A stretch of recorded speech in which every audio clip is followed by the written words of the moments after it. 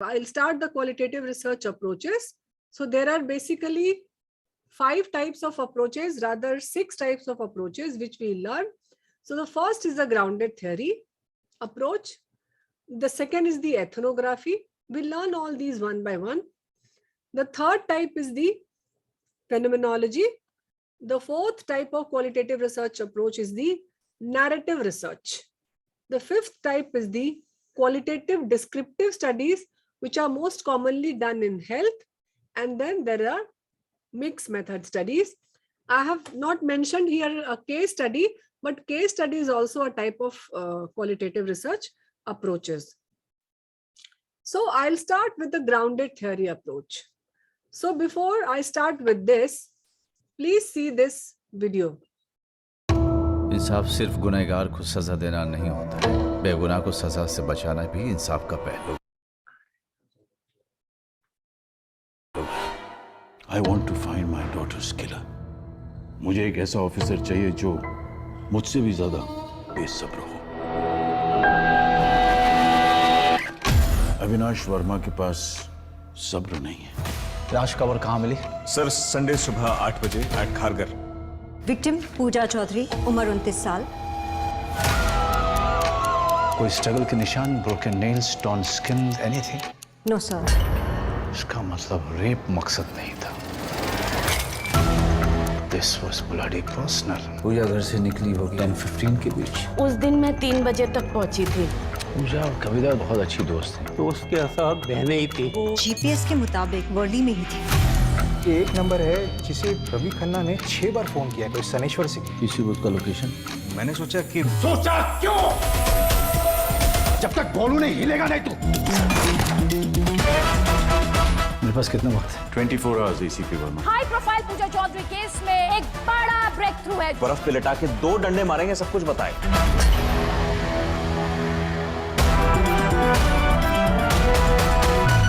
रवि खन्ना, मैं आपसे बहुत शराफत से पेश आ रहा हूँ, वरना बदतमीजी तो हमारी पुश्तैनी तिजारत है। So this was a movie which was named as Silence, and why we have shown this clip, because in many of you have watched a murder mystery, maybe not this murder, any other murder mystery, or read a novel or seen a web series of this murder mystery. Recently also there was a murder mystery, I think the Great Indian Murder, something of that sort, that also has come up. That was also a murder mystery. So what happens in a good murder mystery movie or a novel? Can you please type in the chat box how it starts? Suspense. Okay. Yes, any other responses, questions? Truth will be revealed last. Truth keeps changing. Plot twist. Suspicion. Investigator pieces and sequence events to draw the truth. Yes, very true. Main character is usually involved in the murder. Ekta is writing. And in this, yes, any other responses before I start making my comments? To find the truth, what, why, and how. Yachna is writing. Okay. So in murder mystery, what happens? Initially, starts with murder and then perception change. And then, overall stories develop, the backstory of the happy victim, and then the murder, and then action and detective work, finally a big twist. Reasoning is used to draw a conclusion, digging into the condition.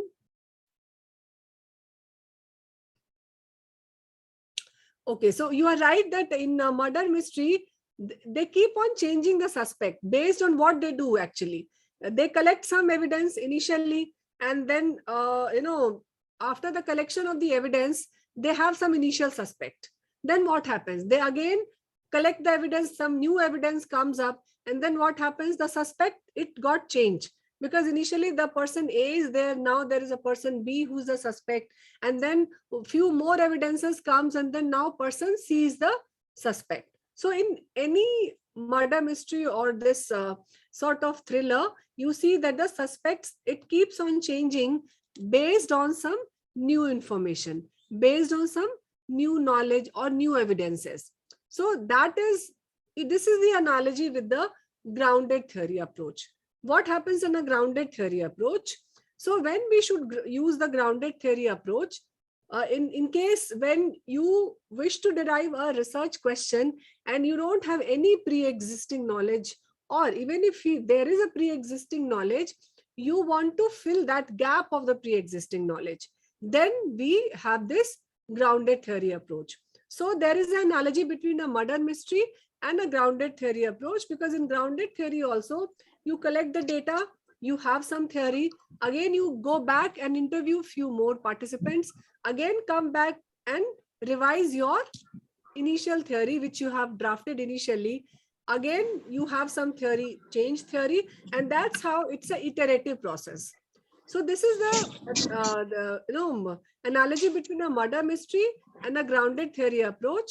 And in grounded theory, in many textbook, it says that if you should not be having anything pre-existing, then only you can do a grounded theory approach. But this is not correct. A grounded theory approach can very well be done, even if there is some gap in the pre-existing literature, because it is not always necessary that you will develop entirely new theory. It may be a possibility that already there is a theory, and if you want to contribute something to that theory, you want to fill the gap, then also you can do a grounded theory approach. Just see this example. You did a data collection, you do a data analysis, and you did a theory generation. Is this a grounded theory approach? Please write yes and no in the chat box.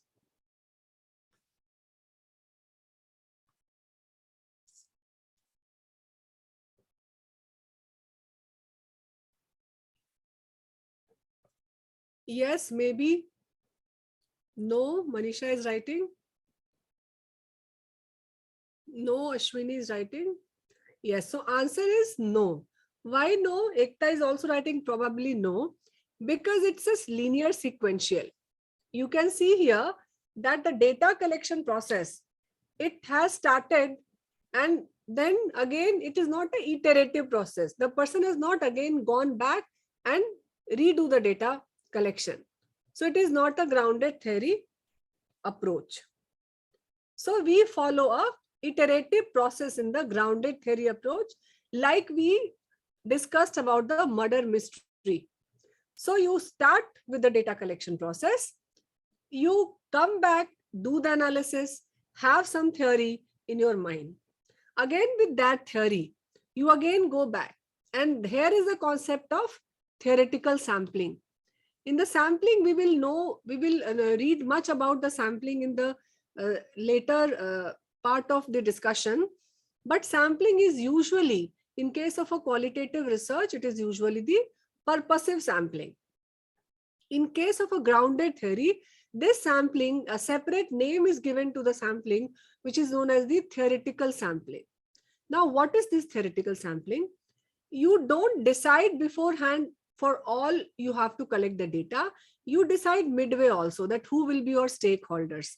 In this case, if you have come back and did the data analysis, did some theory generation, and you have decided that now you have to take few more people in your data collection or data gathering process.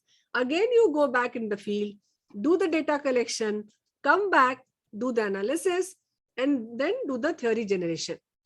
And again, once you have developed this theory, you think that no, I need to interview few more people.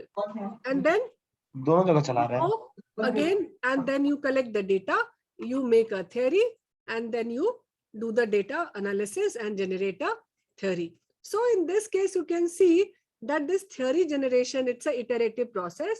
The data collection process is also, it is not like that you have collected data for 30 people and then you have started analyzing it. That will not be a grounded theory approach. In grounded theory, after 1 or 2 interview, you should start doing the analysis. And again, like in while the analysis, if you have come to know, like if you did some study on nursing, and if while study on the nursing, they say that no, their perceived stress is due to the doctors also, then you have come to know that no, you should interview doctors also, that why there are so much stress in the nursing personnel. So you have decided to interview doctors also. if when you have gone to the doctors to interview, you may have come up like the administrator, the medical superintendent, or the senior administrator. They are also contributing to the stress of the people. Then also you can go to them and you can take their interview. So you are increasing the number of people maybe, and there is a diverse nature of people in your interview process. So this is a iterative, and this type of sampling is known as the theoretical sampling, which we use in case of a grounded theory approach. So with grounded theory approach, the theories are derived from the real world data, and data collection process as analysis. This is an iterative process, and this goes collectively. This goes hands in hands simultaneously. So to reiterate, when you should use a grounded theory approach, so whenever there is no existing theory to explain the phenomena, or there is existing theory, but the data used to derive that theory is not complete, or even if the data is complete, you want to add something new to it, then you can use the grounded theory approach.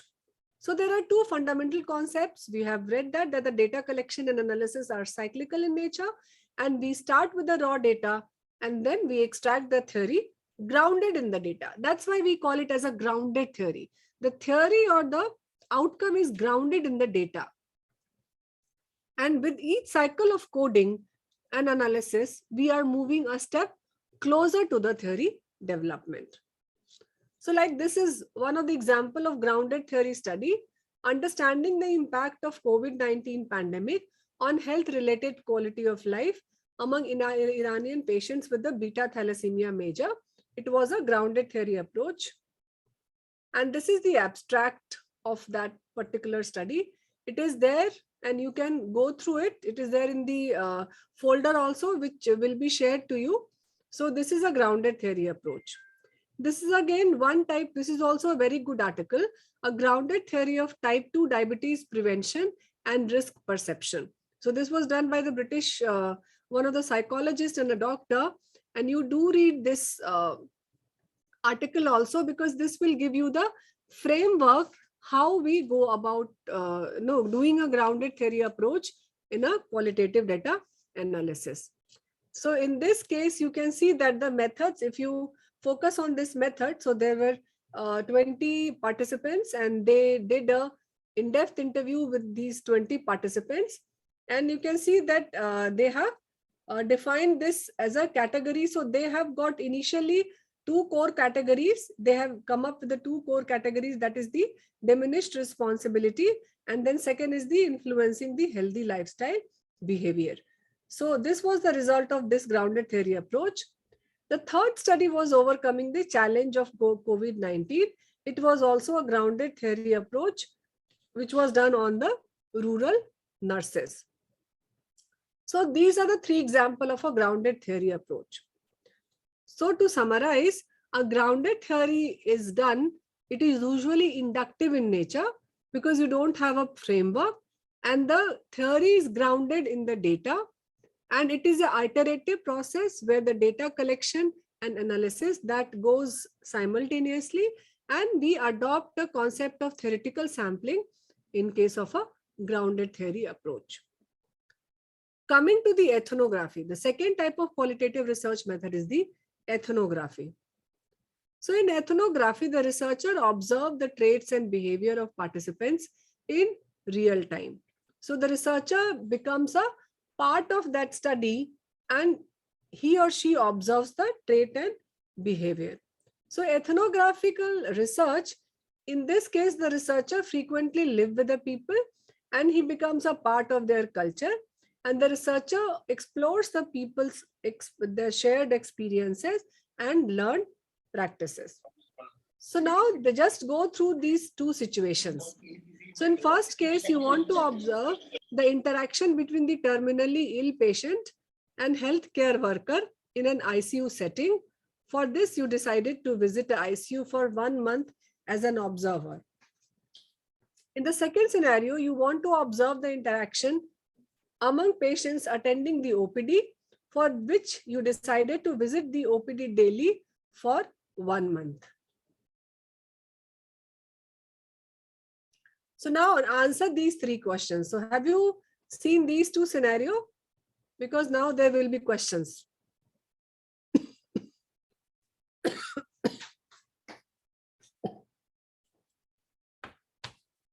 So now the first question is how these two research situations are different in terms of study setting.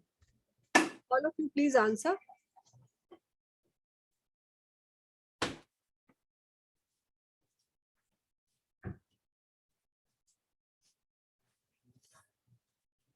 Can you see the question? One is the ICU and the other is the OPD. Yes. Any other difference?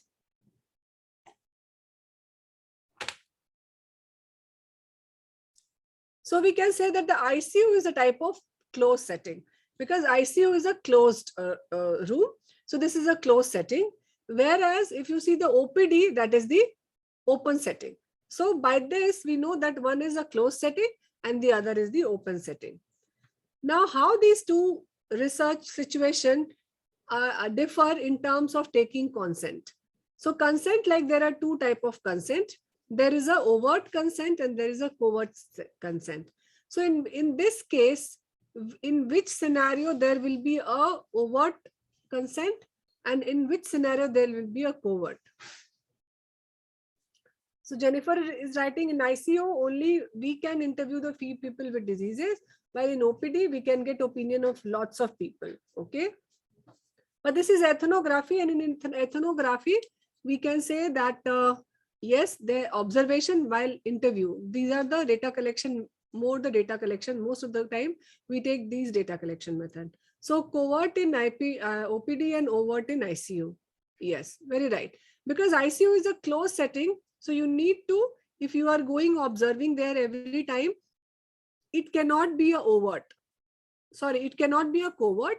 And covert will be in the OPD because OPD is a huge setting. There are so many people around there, rush is there. So you don't need to tell everyone that you have come there for observation or for taking the interview. You may ask few people. So in that case, it will be a covert type of ethnography. The third question is, in which situation the researcher will play an active role during the process of observation. So active versus passive observation. So what do you mean by this active observation and what do you mean by this passive observation? So the active observation is when you become a part of it. You can talk to the people. You can cross question them. You can ask them why they are behaving like this. This is a type of an active observation. Passive observation is when you are not asking anything, you are just observing. So it will be, so in which case it will be active and which case it will be passive. So yes, ICU it will be active because ICU there are less number of people and you can observe them and you can ask questions because they are there for a long period of time. In OPD they are in a hurry. So and people keep on changing every time. The lot is changing. So it is difficult for you to go and ask questions from each and everyone. So it will be a passive observation in case of a OPD and it will be an active observation in case of a ICU. So this active and passive generally in case of a close thing, we tend to do a active ethnography, and in case of a open setting where there are huge influx of people is there are less defined boundaries. In that case, we do the passive observation. Yes, in the case of ICU, the patient may not be able to talk, but you can talk to the relatives. And even when the person is in senses, then you can talk. Maybe not as a severe case. In ICU, there are, I'm not talking of patient who is on ventilator. Then you cannot talk. But in ICU, there are people who are not that sick. And even if you don't talk, there are people or the relatives who are there. And the researcher, now it is a part of the closed setting because the researcher is living there continuously 24 hours. So you can the researcher is in case of an active one, the researcher is a part of that team. So it initially started with the studying the culturally, the people who are there in the tribal areas. So it was originated as a study of the culture sensitive informations. And that's how this origin of the ethnography was there. So now these are some more examples And like there is a hand hygiene behavior. So hand hygiene behavior or attitude towards biomedical waste disposal. So in case of a hand hygiene behavior, which type of setting it is? Maybe if you want to do it in a ward, so it will be a closed versus open. Which type of setting is this hand hygiene behavior? So this will be a closed one. In case of a overt or covert, which type of ethnography will it be? If it will be overt, what problem it can have? Anyone can unmute herself or himself and answer. So if you do a overt ethnography in case of a hand hygiene, then that will bias the situation, because if I know that I am being observed by someone, obviously my behavior will be changed.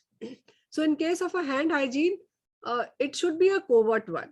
One should not be, the participant should not know that I am being observed. Otherwise, my behavior will change in presence of the person. And if that person will go, I will again will be back to my original behavior.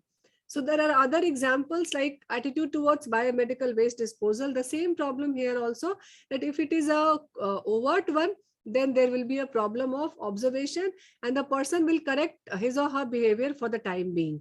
Yes, social desirability bias. Devayan is right. Hospital staff behavior, attendant outside OT. Then one can have this research question like how medical students spend time in hostel, how people are behaving in the blood donation campaign. So anything which you can observe in their natural setting. So in the ethnography, the most essential criteria is that whether it is an open or a closed one, that should be a natural setting or a natural boundary. So for ethnography, you need to mention whether that ethnography was an open or a closed one, whether it was a overt or a covert, or whether it was an active or passive. Now let's think this question as an ethnographer. So as an ethnographer, you want to study a medical personnel and in a very high volume hospital, and you want to understand the hospital culture and how the hospital staff handles stress. So please write among those three options: open versus closed, overt versus covert, and active versus passive. What option would you like to exercise in this given scenario?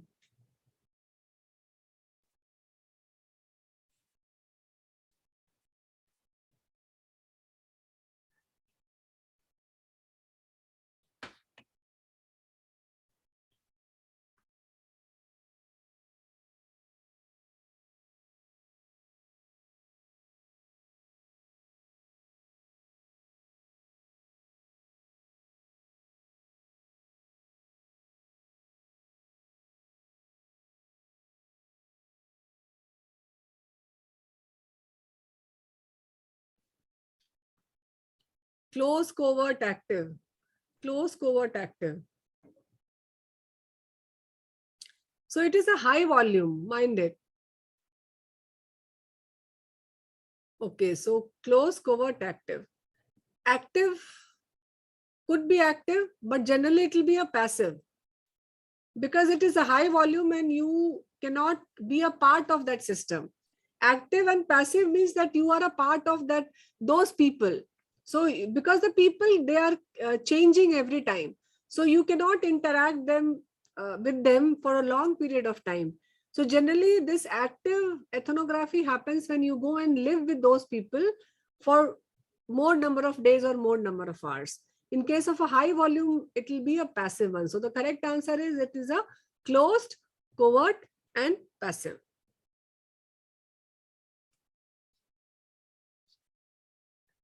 Now, in this case, in case of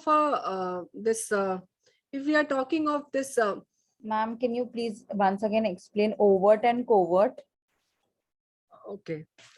See, this overt is when the person whom you are observing, they know that you are observing them for research purpose, and you take consent of those people that you are a part of the research. You have come up with this research question, and you want to do this research on them. That is a overt. type of ethnography. Like in case initially it started, I said that the background was when they used to learn about the cultural practices of the tribal areas. So they went there, they lived there for 1 month, the researcher 1 month, 2 months, and then they came to know regarding their cultural practices. So in that case, if someone is living there, so it is unethical. You have to tell them that you have come there for a research purpose, and that is the overt type of research. But many times it is not possible to do a overt. Ideally, ethnography should be overt, because the classically it originated that you have to go and live with the people. Active type of ethnography, overt type of ethnography.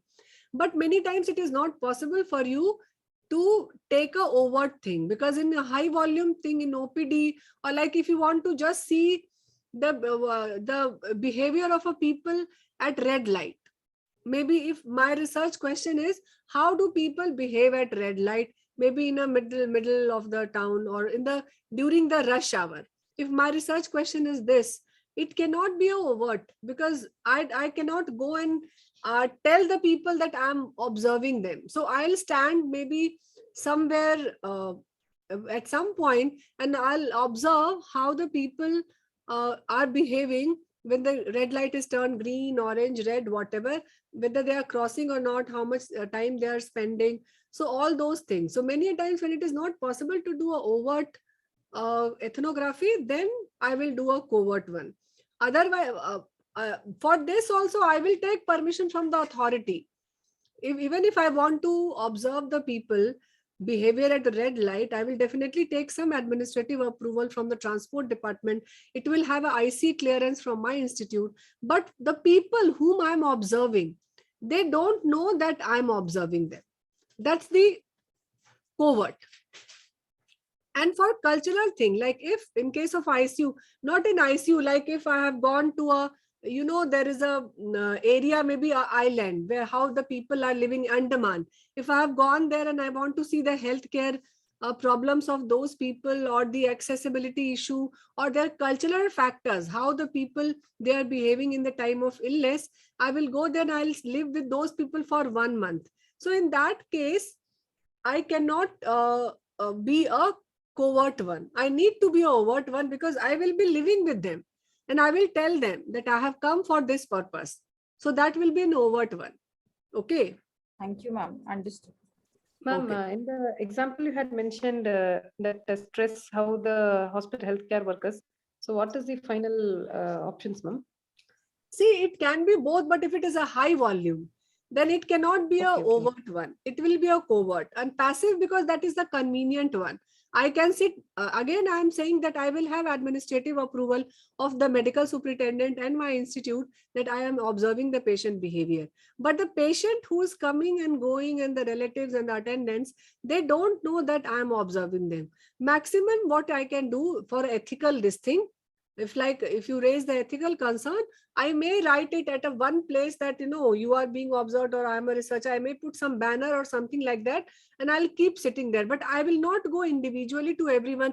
I'll not be interacting with them, having tea, involving in all the activities. I will not be a part of it. So that's why it will not be active, and it will not be a overt one.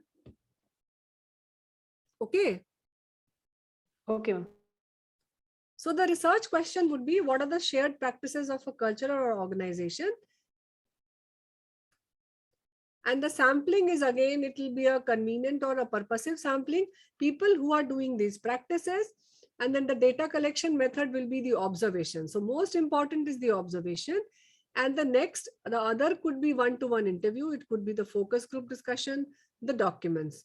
And the data analysis is, again, you can do a thematic analysis, or you can do a constant comparative analysis. So this was one ethnography, and this study, it has been shared to you, and the title is The Dance Continues, Evaluating Differences in the Call Bell Use Between Patients in the Private Room and the Patients in Doubles Room in the ethnography. So this was an example of an ethnographic study. So you can see that the staff response to patient call bell is a communication issue, and the researcher In a ethnography, you can see that he has used a ethnographic grounded theory approach. So ethnography is more as a method of observation here, and by grounded theory, because you will learn that the patient has the researcher has used a iterative process of the data analysis. That's why he has used this grounded theory approach. And in the grounded theory, in the coding also, we will learn that it has got some special type of coding. We do the open coding, axial coding, and then the segmental coding. So the coding process is also different for the grounded theory. So this researcher has used both the ethnographic approach and a grounded theory approach. So you will read this today, and you have to evaluate these articles. Now this is one more study, developing patient-centered care, an ethnographic study of patient perception and influence on the quality improvement. So this is the abstract. So I'm not going to read all these abstract. You can go through it because it has been shared to you. This was one ethnography mapping of alcohol use and research behavior in Delhi. This was a paper of using the ethnographic mapping. So this was the ethnography. So we did grounded theory, and we knew about the theoretical sampling, we knew about the iterative process, and we corroborated the murder mystery with the grounded theory. Then we have learned about the narrative, the second one, which was the ethnography. We have learned about the overt versus covert, closed versus open, and active versus passive type of ethnography. And now the third type of research method is the narrative research. So the narrative research is a research when you listen to the narrative of a person or more than one person, but again the number is very few. It range from 1 to 3%. You listen to their stories, you listen to their lives and their lived experiences, and you form a narrative, or you form a story out of that narrative. In the narrative, the very important thing is that the participant may not tell you the stories in the sequence. They may tell you some part after the first part, and then the initial part they may tell at the end. So you need to co-construct a story. So we always use this word co-construction, because the co-construction means that the researcher and the participant together, they are constructing the stories, and the researcher organizes the narration of the person. So he needs to arrange it logically in a sequential manner, in a temporal sequence, and make story out of it. So that's why we call it as the story, or the narrative is co-constructed between the researcher and the participant. So the research question in this case would be, what is the story of the lived experience of that person? And in this case, the sampling will be the people who have experienced that particular event. So who can contribute to the story of experience, that is the narrative story. And in this case, the most common method of data collection is the in-depth interview, which is the one-to-one interview. And there can be supporting documents also as a method of data. And data analysis, we have got a separate type of analysis for this narrative analysis, which we call as a narrative analysis. So there are some salient points which should be remembered for a narrative research. So in this case, there should be a good rapport between a participant and a researcher, because the participant is narrating the story and the researcher is listening to that story. So have you seen a movie Badla? Any one of you have seen the movie Badla? Please type yes or no. Then I will elaborate more on that. Otherwise, I will assume. Okay, yes and no. Ashwini is writing yes, Riya is writing yes, Shivangi no. Okay, so I will just tell you few things. Those of you who have seen it, in Badla, what happens? The Taapsee Pannu and Amitabh Bachchan. It's a type of narrative research with Amitabh Bachchan. Taapsee Pannu is narrating, and Amitabh Bachchan is, as a researcher, co-constructing. Both of them are co-constructing the story. And those of you who have seen the movie, you will understand that how Amitabh Bachchan extracted the real story, what has happened actually, because initially the Tapsi was telling some twisted version of the story, but later when Amitabh Bachchan helped in the co-construction of the story, Tapsi came up with the actual story. So that was a type of narrative research where, and you can see that it happened for few days, and there was a strong relationship between the researcher and the participant and the person who was narrating the story. Otherwise, it is difficult for you to make a story out of that narration, because the person who is narrating, he doesn't know that he has to tell a story. He is just telling his experience, but you have to form a story out of that experience. That's why you need to co-construct it. And in this also, we do the coding, we have a theme of it.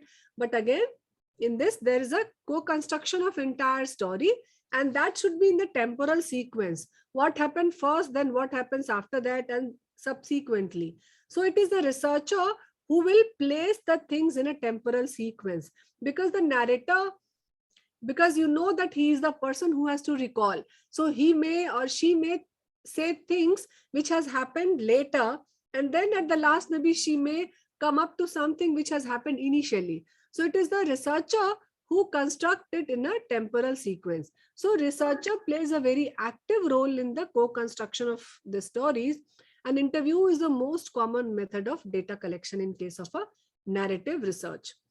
And this is one of the narrative research. This is again, it is shared to you people, the stories about the bodies, a narrative study on self-understanding and chronic pain.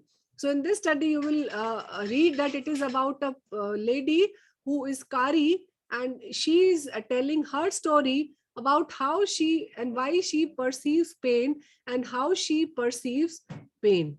So if you read this article, it will become very clear to you how this narration is depicted in a manuscript. So in this case, this is also the result. You can see that the patient story, this eliminates how event and experiences can be connected and how she interprets her contemporary situation in the light of her previous experience. This is again one of the research where the complexity of a choice after prior cesarean section, it is again a narrative analysis. You can go through these articles, and the abstract is again there because in this case, you can see that the decision making about the birth after cesarean was complex and difficult for many women. Strong emotions were expressed as they were weighed. So fear and anxiety were articulated as when women explained their choices and expectations, avoidance of the previous cesarean experience as an expectation for a better or a faster recovery, and issues around safety for the baby. So this was again narrative analysis. You are not alone.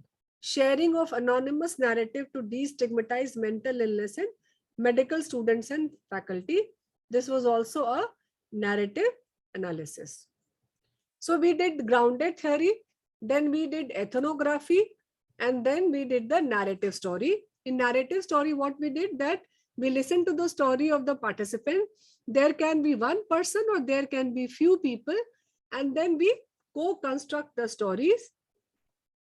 And then for this, a very important criteria is that there should be a good rapport between a investigator and the narrator.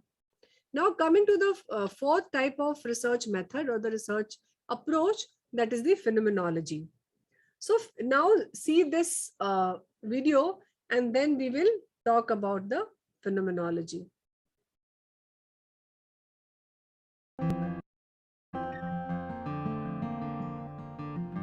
When I first found out that I had to get my leg amputated, I was just like, I was in complete shock.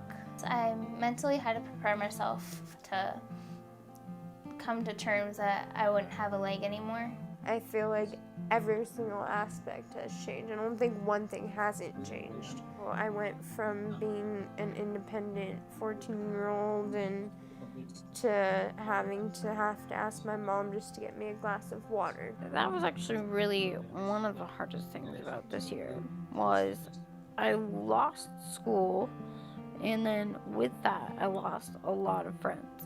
My life ended up now being in a hospital bed. Definitely one of the hardest parts of something like this happening is you have no control. So the first chance I got to get a wheelchair where I could push myself, I took the opportunity, and now I'm much happier where I am because I'm much more independent and not relying on everyone else. Well, what's been different is now I can't walk. I have to walk on crutches, a walker, be in a wheelchair.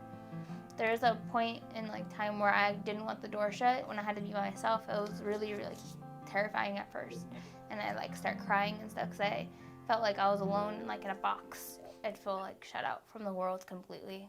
The whole year I just didn't feel like myself. Everything just changed. Chemotherapy started, and that really just like it hits your body pretty hard. I lost like 25 pounds. You do get dizzy and you do get nauseous and you just want to go on your left side and you're just दिया like, था पहले लेकिन मैं कहीं और रखा था उस जगह नहीं था जहाँ हमेशा रखा. Here we go, okay? and you have that bucket next to you where you're about to vomit and it's just like, Yesterday I had. The nausea, I can't explain it. Like, it just feels nasty inside my body. Like, every time I want to throw up, but I can't eat because I have.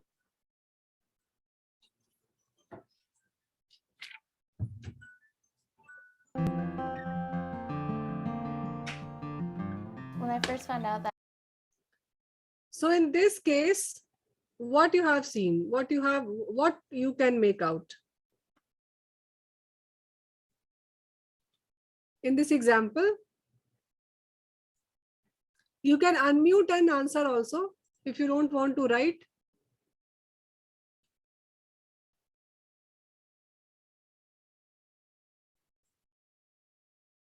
In the sarcoma example,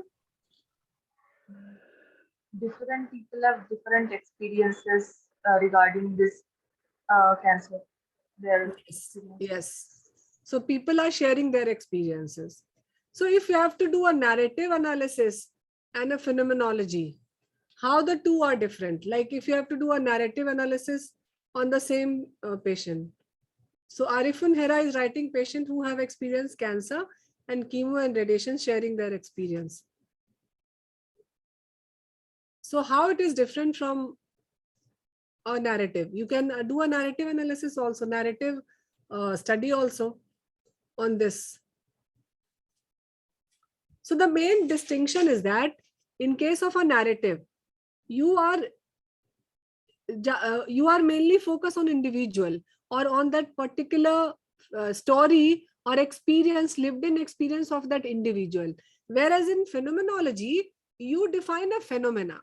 So in this case, the phenomena is the sarcoma experience, and then you have the lived experience or the shared experience. So in this case, phenomenology, because you do it on the group of people, like maybe 15, 20 individual, or maybe 8 to 20 individual, and then you publish your finding. So in case of a phenomenology, that overall story construction is not important.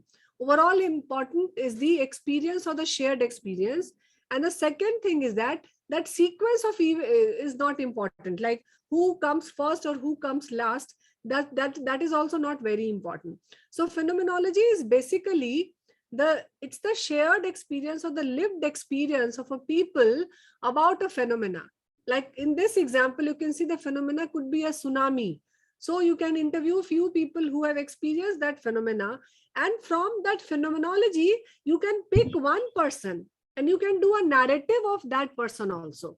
It can be done. So I have seen many papers where they started with phenomenology, and then if they like the story of one person as a very distinctive one and need to share, then they publish it as a form of a narrative research. So it can be done. But in phenomenology, you describe a phenomena first. That shared experience is important. And in the case of a narrative, it requires co-construction. Yes, very important. Because the researcher and the narrator, they both are co-constructing the stories. Whereas in case of phenomenology, you just listen and then you have all those codes and theme. the analysis is very much similar to the grounded theory or the other type of qualitative descriptive approach.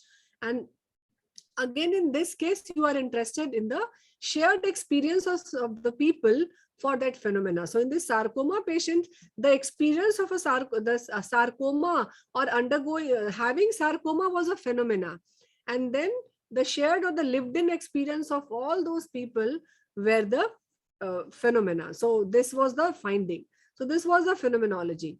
So the research question in case of a phenomenology would be, so what are the essence of the phenomena of interest? So you want to capture the essence of that phenomena. So many times people get confused with the grounded theory and phenomenology also. So in phenomenology, you are focusing main on the essence of the phenomena of interest, whereas in grounded theory, you want to come up with some theory. The second distinction is that in phenomenology, you are not doing an iterative process, neither you are doing a theoretical sampling, whereas in case of a grounded theory, you are doing a theoretical sampling and you are doing a iterative process. So the sampling is, again, you will have only those people who have lived the phenomena of interest. It cannot change. It is a fixed process. So person who has experienced tsunami or person who has experienced this sarcoma, this will be the same static experience. That is not going to change. But in case of a grounded theory, this experience, because you have multiple people, so it is a dynamic in nature, that whatever code or theme it comes. And then if you see the data collection process, so it is again the same like all other type of qualitative research. It is one-to-one interview and focus group, observation and document. Yes, this theoretical sampling, it is unique to this grounded theory approach. And the data analysis, there is a separate type of data analysis which we call as a phenomenological analysis, where there is a framework and we do analysis based on that. So data analysis is done as a phenomenological analysis. So the common research questions could be, how do cancer patients cope with terminal diagnosis? What is it like to survive a plane crash? So what is a phenomena here? In this case, the first research question. Please, all of you type the phenomena in the first research question. How do cancer patients cope with terminal diagnosis? So what is the phenomena here?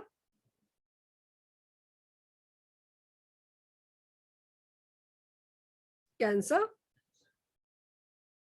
terminal diagnosis, terminal cancer, okay, terminal phase. Yes. So that is the terminal diagnosis or terminal stage. The second question, what is it like to survive a plane crash? What is a phenomena here? Plane crash. So yes, plane crash is a phenomena here. The third research question is, what are the experience of a long-term carers of family members with a serious illness or disability? So what will be the phenomena here?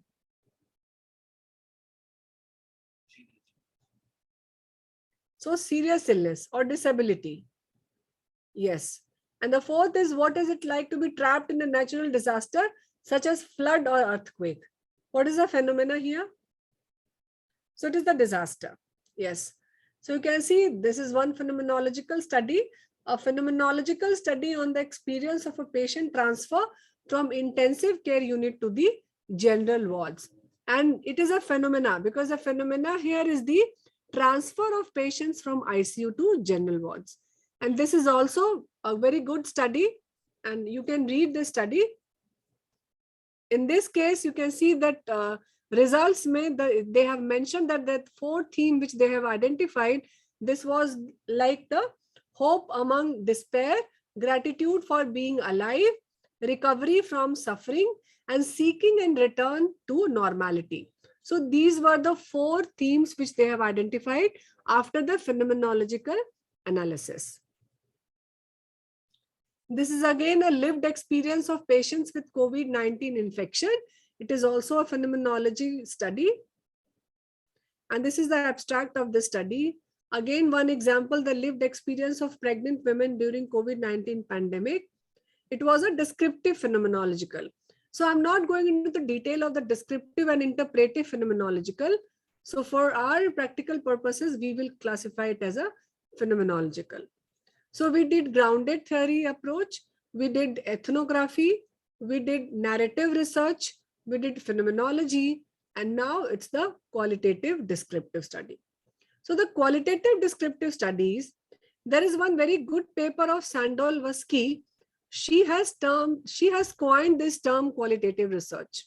And she has seen that she has reviewed many papers, and she has seen that because of the research paradigm, many researchers, they wrongly attribute their qualitative descriptive type of study to one of the research paradigm, like phenomenology, grounded theory, narrative, or ethnography, whereas actually it was a qualitative descriptive study. So qualitative descriptive study is the simplest and easygoing qualitative approach.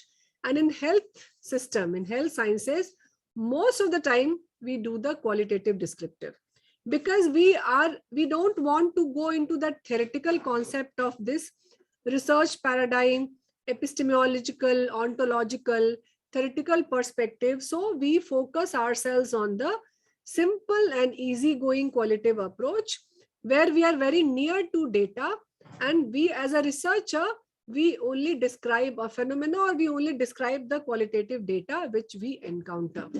So the research question is, what is the phenomena of interest? The sampling is a purposive sampling, those who have got any idea about the topic. So the difference from the narrative and phenomenological is, in case of a narrative and phenomenological, that person should have experience or lived experience. But here, even if I know anything about that topic, or I know about my neighbor or about my family, then also I can be one of the study subjects. The data collection process is one-to-one interview. It can be this FGD, observation and document. And the data analysis is the content analysis and the descriptive tables. So as a researcher, in the case of a qualitative descriptive, we do not move away from the data while analyzing, and it is less interpretive. So that's the essence of the qualitative descriptive, because we don't abide by the research paradigm, and we don't always do by the conventional method of the epistemological and ontological concept. And it is a separate category, because I said that it has come up as a separate category in year 2000 by Sandol-Vasky, and this paper has also shared to you, so you can go through that paper. So as a qualitative descriptive study, as a researcher, I don't need to render to highly abstract concept, and I want to remain into the data. So that's why I want to do this qualitative descriptive. So now these days you will see a lot of qualitative descriptive studies, like strategies and challenges in Kerala response to the initial phases of COVID-19 pandemic. This was a qualitative descriptive study. And you can see the results here, that the study identified 5 major themes that can, so you can see here they are writing the study identified major themes. That means it was inductive in nature, because they have not used any already set themes. So like social capital, robust public health system, participation, and these things are there. So this is a type of inductive which they have done. Self-fetal well-being monitoring and antenatal care during COVID-19 pandemic. This was also a qualitative descriptive study among pregnant women in Indonesia. Women's view and experiences of maternity care during COVID-19 in Ireland. This was a qualitative descriptive study. So this was the another type which is known as the qualitative descriptive study. Now there is one more type which is known as the mixed method approach, or we call it as a research paradigm. This is the pragmatist paradigm. So mixed method, there are basically 3 types of mixed method design. There is a convergent parallel design, when you do the quantitative data collection and qualitative data collection simultaneously. You compare or relate them and you do the interpretation. The second type is the explanatory sequential, where you start with a quantitative, and then if you want, you have something to know more about that. So to explain the findings of a quantitative, you do a qualitative. That's why it is known as the explanatory sequential. And the third is the exploratory sequential, where you don't have any questionnaire and you don't know anything about the tool. You want to do the tool development as well as you want to know something about that topic. So you start with a qualitative data collection, and then based on that tool, you do a quantitative data collection. So that is known as the exploratory sequential. So it is of three types. There is a convergent parallel.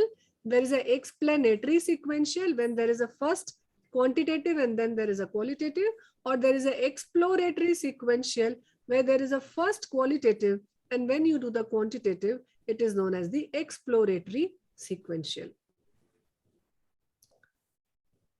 Yes, Mugdha, what is the question? Ma'am, I wanted to ask whether for these three type of mixed method researches for convergent, for all the three types, whether the study participants or the study population has to be same for quantitative and qualitative, or they can be different? No, not at all. It can be same, it can be different also. What we do most of the time, we do the quantitative data collection, and from that subset, we do a qualitative, because number of quantitative is always high. So generally what we do, that we select, because if it is entirely different, then you cannot corroborate the findings. So the qualitative sample should be from that quantitative data only. So it will be inclusive. Like generally, if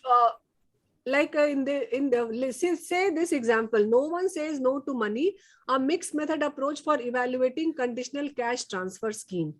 So the quantitative thing can come through the passive. You need to collect the data always through survey. There is always in HMIS also you have got some data. So you can do that. You can take the data from HMIS, and for qualitative you can go into the community, or you can have a data collection from the community member, and from that subset you try doing the qualitative part. Yes, ma'am, that is very well understood for the explanatory method, but for I was basically asking for exploratory. Convergent, ma'am. Convergent. Okay. For convergent, generally you can have, it depends on the type of study design. For convergent, like in this case, we did this TB survey. In that case, in case of convergent, there can be a separate group for the qualitative also, and there can be separate data collection for the quantitative. That can be there. Okay, thank you so much. Okay. But one thing is that you will be doing it in the same population, right? Because they will share the same socio-demographic characteristics, and all those basic characteristics will be the same. Yes, so ma'am, like suppose anemia in ANCs, and once we can do the quantitative part, and for the qualitative, for like resource utilization, we can do FGDs with ASHA and Anganwadi. Yes, you can do that. But I mean, ideally, it should be in the same setting, like in one village or village. Yes. Yeah, so that all it should be a little bit homogeneous in nature. Yes, I mean, it is not recommended that you do it in one village or one block, the quantitative and qualitative in other block. That is not recommended, because then their basic characteristics will be entirely same. So if you're doing it in one setting, like in one village or in one locality, then all the baseline characteristics, and they will have some homogeneous nature of the population. Okay. Yes, thank you. Any other question to any other from any other participant? Okay. So now this mixed method study of a public perception of social distancing, integrating qualitative and computational analysis for text data. Again, a mixed method research, a study of a parental perception of physical activity and quality of life of children under home lockdown in the COVID-19 pandemic. So ultimately, you have got three approaches, like we discussed the quantitative, this research paradigm. So qualitative methods always say that the qualitative is the best, and they believe on the constructivism. We have seen that. The mixed methods say that no, we are the pragmatist, and we are the best because our research is driven by and we believe that what works best is the best. And the quantitative says that the quantitative methods are best. So based on that, we can say that no method is good or bad. It depends on your research question and what type of exploration or explanation you want to seek. So with this is the end of the session. And there is one more issue. I'm sorry. So now we will come to the sample size consideration. So in the sample size, we have discussed that there is often, have you ever, any one of you who have submitted your proposal to IC, anyone who has raised this question of sample size to you? I would like to have responses from all of you who have submitted a proposal to the ethical committee.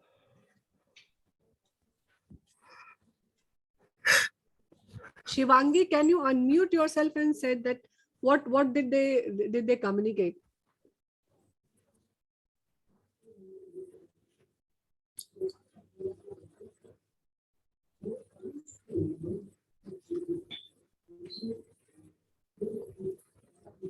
Okay, so I think sample size, a lot of time when we were submitting proposal. Oh yes, ma'am, they asked me to specify sample size. Yes, because in ethical committee, many a times there is no representation from a researcher who have got this qualitative background. So they will often ask like how many sample size, or even if you say that you will take samples till saturation is reached. So they are many times they are not satisfied with this answer. So for that, ideally there is no recommendation of sample size, because you will see a qualitative research paper who is there with a 4 interview also, with 6 interviews also, and there are qualitative papers who have got 100 interviews also. So there are a wide range of sample size, this thing. Yes, Mugdha, you want to have some question? Ma'am, we usually take sample till the saturation is met, right? Yes. But saturation is met, but in an ethical committee, it is difficult because you submit the proposal first in hand and then, they ask you for presentation. So this sample saturation concept is little difficult to make them understand. Yes. We have faced this issue. I don't know about other people, but what should be said in such cases? So you can say that one thing is like prevalence. In this case, there's no concept of prevalence, because we want to explore the perception, and qualitative is not about having the mean or the population projection. We are not having a single reality. There is a multiple reality. So you can always say saturation is good, and then you can say that usually you can take between 16 to 20, 16 to 25. Those are some numbers which you can convey. But ideally, if you think that there is no sample size criteria for this qualitative research, and because data collection is concurrent, and you continue collecting the data until the theoretical saturation is attained. So now this what is this theoretical saturation? So a tricky rule is that if you start collecting, or if you start having the same thing in the 2 consecutive transcript or 3 consecutive interview, then you should know that you have reached the saturation. In homogeneous population, the saturation, you reach the saturation much faster than as compared to the heterogeneous population. And then you can have various stakeholders. Like if in your study there are various stakeholders, like we did a qualitative study on HIV people. So there were 76 interviews, because there were counselors, there were doctors, there were non-HIV people, there were HIV people. So there were various stakeholders. So if there are various stakeholders in your study, then obviously if for one stakeholder, saturation usually reach within 8 to 12 interviews. So if there are multiple levels of those stakeholders, then your sample data will be, number of sample will be more, required sample will be more in your data set. So the researcher decides what to take as a study sample, and there should be maximum variation in the sampling. So the theoretical sampling, we know about the theoretical sampling, we have read about it. So I'm not touching this. And in the data collection method, so this, I think this is for the tomorrow, the data collection method, but I'll just tell what are the data collection method. So there is a 1-to-1 interview, there is a focus group discussion, there is observation, there is this personal narrative, and then there is a documents and images. So these are the broad 5 category of the data collection method in the qualitative research. So now if coming to the ethical consideration, so if you see the ethical consideration, there are 4 broad rules of ethics. So first is the informed consent and assent. So if the person is less than 18-year-old, you should take the parental consent as well as the individual assent. And then the second concept is the beneficence and non-maleficence. So beneficence is that you should be doing benefit to the individual, and non-maleficence is that you should not do any harm. And then the third is you should respect the person autonomy. If the person anytime wants to go out of the study, he should be free. There should not be any power differences. Means if I am the dean of the institute and if I have called the students to do a focus group discussion or to express their opinion regarding the teaching methods, then there will be power differences, because in front of the dean, the student will not be able to communicate. So there should not be power differences. Similarly, in presence of Mukhya or in presence of a block community mobilizer who is the overall in charge of ASHA, you should not do the interview of ASHA, or in because then there will be power differences. And again, the confidentiality should be maintained regarding the data, regarding the identification. So these are some ethical issues. There are some more ethical issues. Like prior to conducting the research, there should be always the ethical approval, administrative approval, and local approval. Like for RSV study, we did it in 3 districts: Arwal, Bhojpur, Saran, Arwal, and Patna. So we sought IC approval. After that, we sought the state approval. So state gave the approval in conduction in these 3 districts, and then we took the local approval also by involving the civil surgeon or the CMO of the district. So all these 3 type of approval should be there. And again, you should not select a site that will raise the power issue. We have discussed about these power issue. And then if you are planning to begin the study, then you should not pressurize the participant to sign the consent form or to be in the study. And you should always contact and inform the participant before you start the study that you will come and do their interview. The data collection, the data safety should be there. And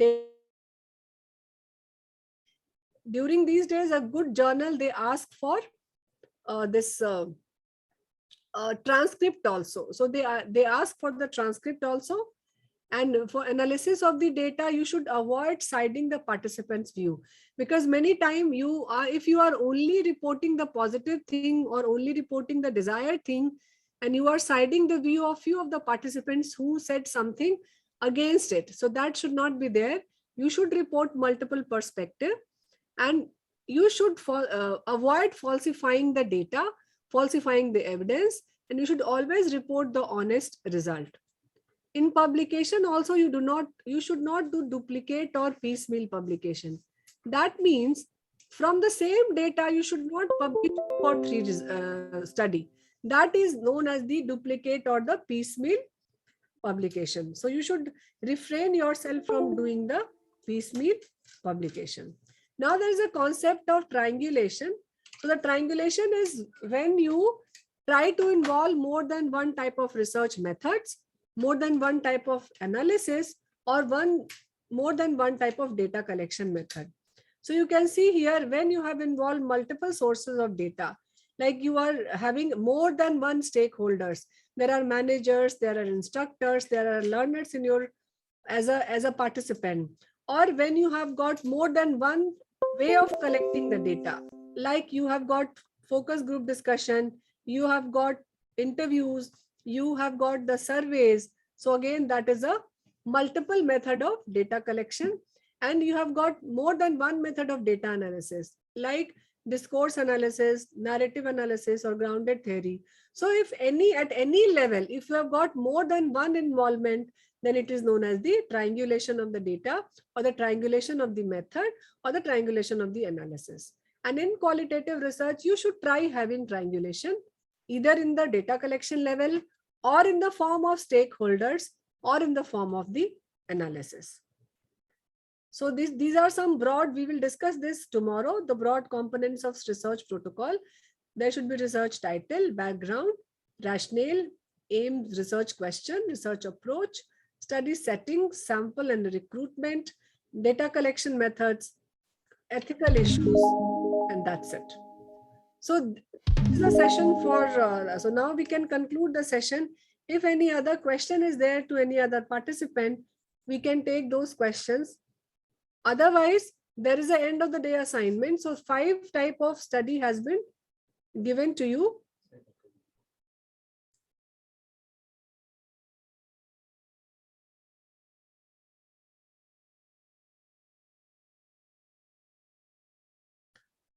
So we have shared the 5 types of study design to you, like phenomenology, narrative, grounded theory approach, and then there is a ethnography and qualitative, descriptive, and mixed method.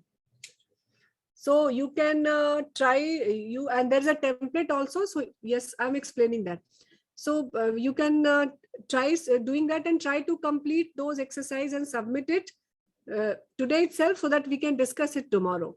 So tomorrow we'll start with the discussing the articles which we are giving it for today, and that is there in the website. You can download from there. And then one Bhavna is writing, no, Arun Ferra is writing me to explain saturation.